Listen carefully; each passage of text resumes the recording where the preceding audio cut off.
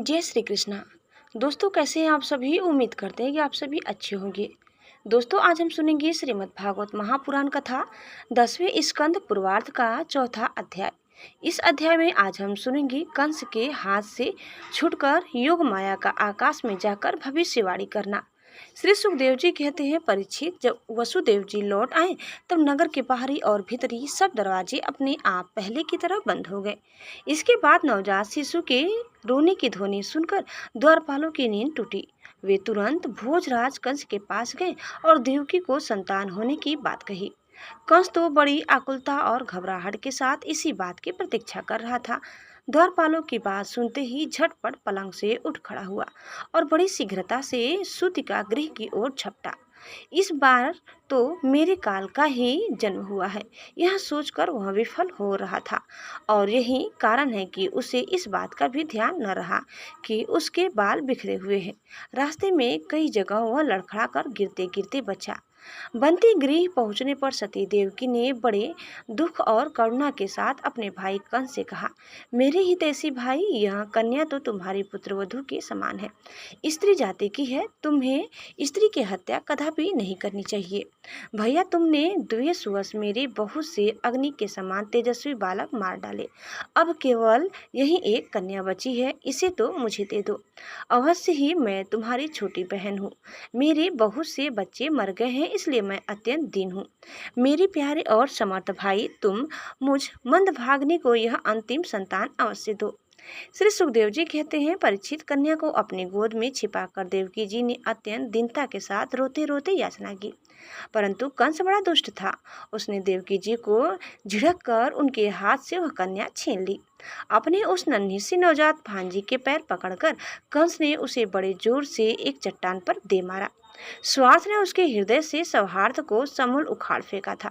परंतु श्री कृष्ण की वह छोटे बहन साधारण कन्या तो थी नहीं, देवी थी। उसके हाथ से छूटकर तुरंत आकाश में चली गई और अपने बड़े बड़े 8 हाथों में आयुध लिए हुए दिख पड़ी।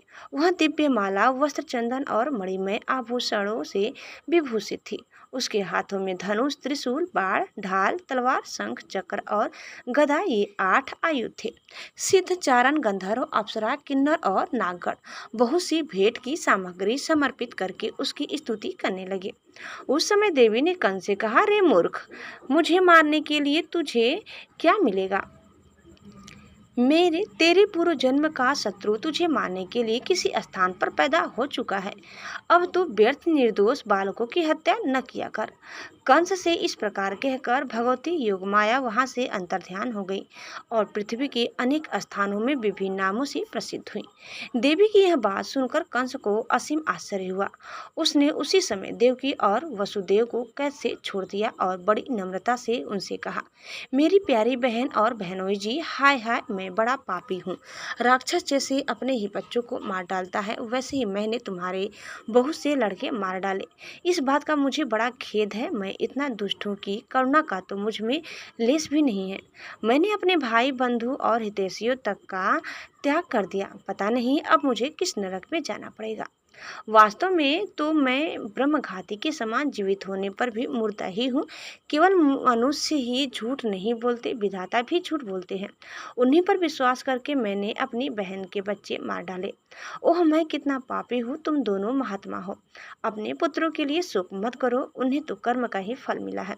सभी प्राणी प्रारब्ध के अधीन है, इसी से वे सदा सर्वदा एक साथ नहीं रह सकते। जैसे मिट्टी के बने हुए पदार्थ बनते और बिगड़ते हैं, परंतु मिट्टी में कोई अदल बदल नहीं होती, वैसे ही शरीर का तो बनना बिगड़ना होता ही रहता है, परंतु आत्मा पर इसका कोई प्रभाव नहीं पड़ता। जो लोग तत्व को नहीं जानते, वे इस अनात्मा शरीर को ही आत्मा मान बैठते हैं। यही उल्टी बुद्धि अथवा अज्ञान है। इसी के कारण जन्म और मृत्यु होते हैं, और जब तक यह अज्ञान नहीं मिटता, तब तक दुख सुख रूप संसार से छुटकारा नहीं मिलता। मेरी प्यारी बहन, यद्यपि मैंने तुम्हारे पुत्रों को मार डाला है, फिर भी तुम उनके लिए शोक न करो, क्योंकि सभी प्राणियों को विवश होकर अपने कर्मों का फल भोगना पड़ता है। अपने स्वरूप को जानने के कारण जीव जब तक यह मानता रहता है कि मैं मारने वाला हूँ या मारा जाता हूँ, तब तक शरीर के जन्म और मृत्यु का अभिमान करने वाला वह अज्ञानी बाध्य और बाधक भाव को प्राप्त होता है। अर्थात यह दूसरों को दुख देता है और स्वयं दुख भोगता है। मेरी यह दुष्टता तुम दोनों क्षमा करो, क्योंकि तुम बड़े ही साधु स्वभाव और दीनों के रक्षक हो। ऐसा कहकर कंस ने अपनी बहन देवकी और वसुदेव जी के चरण पकड़ लिए। उसकी आंखों से आंसू बह बहकर मुंह तक आ रहे थे। इसके बाद उसने योगमाया के वचनों पर विश्वास करके देवकी और वसुदेव को कैसे छोड़ दिया और वह तरह तरह से उनके प्रति अपना प्रेम प्रकट करने लगा। जब देवकी जी ने देखा कि भाई कंस को पश्चाताप हो रहा है, तब उन्होंने उसे क्षमा कर दिया। वह उसके पहले अपराधों को भूल गई और वसुदेव जी ने हंसकर कंस से कहा, मनस्वी कंस, आप जो कहते हैं वह ठीक वैसा ही है। जीव अज्ञान के कारण ही शरीर आदि को मैं मान बैठते हैं। इसी से अपने पराये का भेद हो जाता है और यह भेद दृष्टि हो जाने पर तो वे शोक, हर्ष, भय, द्वेष, लोभ, मोह और मद से अंधे हो जाते हैं। फिर तो उन्हें इस बात का पता ही नहीं रहता कि सबके प्रेरक भगवान ही एक भाव से दूसरे भाव का, एक वस्तु से दूसरी वस्तु का नाश करा रहे हैं। श्री सुखदेव जी कहते हैं, परीक्षित, जब वसुदेव और देवकी ने इस प्रकार प्रसन्न होकर निष्कपट भाव से कंस के साथ बातचीत की, तब उनसे अनुमति लेकर वह अपने महल में चला गया। वह रात्रि बीत जाने पर कंस ने अपने मंत्रियों को बुलाया और योगमाया ने जो कुछ कहा था वह सब उन्हें कह सुनाया। कंस के मंत्री पूर्णतया नीति निपुण नहीं थे। दैत्य होने के कारण स्वभाव से ही वे देवताओं के प्रति शत्रुता का भाव रखते थे। अपने स्वामी कंस की बात सुनकर वे देवताओं पर और भी चिढ़ गए और कंस से कहने लगे, भोजराज, यदि ऐसी बात है तो हम आज ही बड़े बड़े नगरों में, छोटे छोटे गाँव में, अहिरों की बस्तियों में और दूसरे स्थानों में जितने बच्चे हुए हैं वे चाहे 10 दिन से अधिक के हो या कम के, सबको आज ही मार डालेंगे। समर भीरु देवगढ़ युद्ध उद्योग करके ही क्या करेंगे? वे तो आपके धनुष की टंकार सुनकर ही सदा सर्वदा घबराए रहते हैं।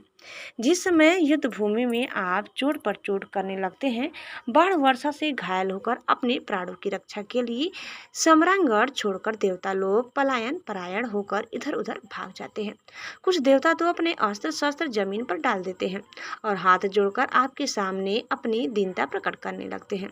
कोई कोई अपनी चोटी के बाल तथा कच्छ खोलकर आपकी शरण में आकर कहते हैं, हम भयभीत हैं, हमारी रक्षा कीजिए। आप उन शत्रुओं को नहीं मारते जो अस्त्र शस्त्र भूल गए हों, जिनका रथ टूट गया हो, जो डर गए हों, जो लोग युद्ध छोड़कर अन्य मनस्क हो गए हों, जिनका धनुष टूट गया हो या जिन्होंने युद्ध में अपना मुख मोड़ लिया हो, उन्हें भी आप नहीं मारते। देवता तो बस वही वीर बनते हैं जहाँ कोई लड़ाई झगड़ा न हो। रणभूमि के बाहर वे बड़ी बड़ी डींग हाँकते हैं। उनसे तथा एकांतवासी विष्णु, वनवासी शंकर, अल्पवीर इंद्र और तपस्वी ब्रह्मा से भी हमें क्या भय हो सकता है? फिर भी देवताओं की उपेक्षा नहीं करनी चाहिए, ऐसी हमारी राय है, क्योंकि तो वे शत्रु ही हैं उनकी, इसलिए उनकी जड़ उखाड़ फेंकने के लिए आप हम जैसे विश्वास पात्र सेवकों को नियुक्त कर दीजिए। जब मनुष्य के शरीर में रोग हो जाता है और उसकी चिकित्सा नहीं की जाती, उपेक्षा कर दी जाती है, तब रोग अपनी जड़ जमा लेता है और फिर वह असाध्य हो जाता है। अथवा जैसे इंद्रियों की उपेक्षा कर देने पर उनका दमन असंभव हो जाता है, वैसे ही यदि पहले शत्रु की उपेक्षा कर दी जाए और वह अपना पांव जमा ले, तो फिर उसको हराना कठिन हो जाता है। देवताओं की जड़ है विष्णु और वह वहाँ रहता है जहाँ सनातन धर्म है। सनातन धर्म की जड़ है वेद, गौ, ब्राह्मण, तपस्या और वे यज्ञ, जिसमें दक्षिणा दी जाती है। इसलिए भोजराज, हम लोग वेदवादी, ब्राह्मण, तपस्वी, याज्ञिक और यज्ञ के लिए घी आदि हविष्य पदार्थ देने वाली गायों का पूर्ण रूप से नाश कर डालेंगे। ब्राह्मण, गौ, वेद, तपस्या, सत्य, इंद्रिय दमन, मनोनिग्रह, श्रद्धा, दया, तितिक्षा और यज्ञ विष्णु के शरीर है। वह विष्णु ही सारे देवताओं का स्वामी तथा असुर का प्रधान द्वेषी है, परंतु वह किसी गुफा में छिपा रहता है। महादेव, ब्रह्मा और सारे देवताओं की जड़ वही है। उसको मार डालने का उपाय यह है कि ऋषियों को मार डाला जाए। श्री सुखदेव जी कहते हैं, परीक्षित, एक तो कंस की बुद्धि स्वयं ही बिगड़ी हुई थी, फिर उसे मंत्री ऐसे मिले थे जो उससे भी बढ़कर दुष्ट थे। इस प्रकार उनसे सलाह करके काल के फंदे में फंसे हुए असुर कंस ने यही ठीक समझा कि ब्राह्मणों को ही मार डाला जाए। उसने हिंसा प्रेमी राक्षसों को संत पुरुषों की हिंसा करने का आदेश दे दिया। वे इच्छा अनुसार रूप धारण कर सकते थे। जब वे इधर उधर चले गए तब कंस ने अपने महल में प्रवेश किया। उन असुरों की प्रकृति थी रजोगुणी। तमोगुण के कारण उनका चित्त उचित और अनुचित के विवेकी से रहित हो गया था। उनके सर पर मौत नाच रही थी। यही कारण है कि उन्होंने संतों से द्वेष किया। परीक्षित, जो लोग महान संत पुरुषों का अनादर करते हैं उनका यह कुकर्म उनकी आयु, लक्ष्मी, कीर्ति, धर्मलोक, परलोक, विषय भोग और सब के सब कल्याण के साधनों को नष्ट कर देता है। दोस्तों, इस प्रकार कथा यही समाप्त होता है। आगे की कथा सुनने के लिए आप दूसरे वीडियो को अवश्य देखिए। उम्मीद करते हैं कि आपको हमारी आज की यह कथा जरूर पसंद आई होगी। कैसी लगी कमेंट करके बताइए। चैनल में नए हैं तो प्लीज़ लाइक, शेयर और सब्सक्राइब करना न भूलें। धन्यवाद। जय श्री कृष्णा, जय श्री मन नारायण। एक बार प्रेम से बोलिए श्री बांके बिहारी लाल की जय।